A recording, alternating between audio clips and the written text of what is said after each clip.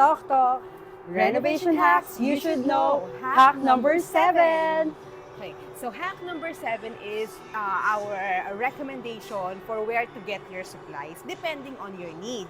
For example, if you need to get supplies or materials na kailangan nyo ng resibo for warranty, for return, syempre, best to get your supplies from depots. MC Home Depot, Wilcon, basta kahit anong depot na for construction supplies or renovation supplies. Now, we have the impression kasi na kapag bumili tayo ng supplies sa mga local hardwares, parang mas mura sila palagi. No, it's not true.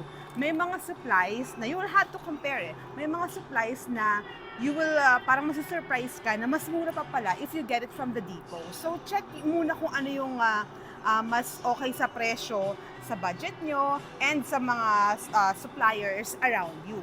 And then, another thing is, kapag naman ang kailangan nyo is retail, for example, bibili kayo ng mga supplies like skim coat or boral or semento, ganyan. Syempre walang retail niyan sa mga depots. Doon better pumunta sa mga local hardwares na.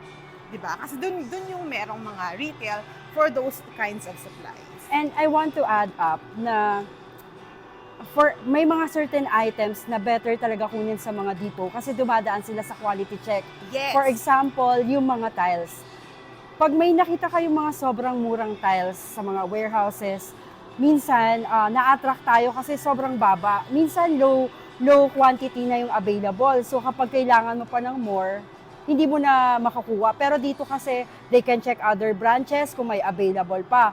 Another thing, when it comes to quality check, hindi lang kita sa naked eye, pero may mga tiles po na hindi pantay yung ilalim. Yes. So, pagka kumuha kami sa Wilcon or sa MC Depot, at least alam namin, medyo napo-forgo na yung ganong mga worries. So, ayun, kaya I think there are items na wise na bilhin sa mga depot and there are items na ideal sa mga local hardware. So, yun lang for our Hack number 7. Thank you.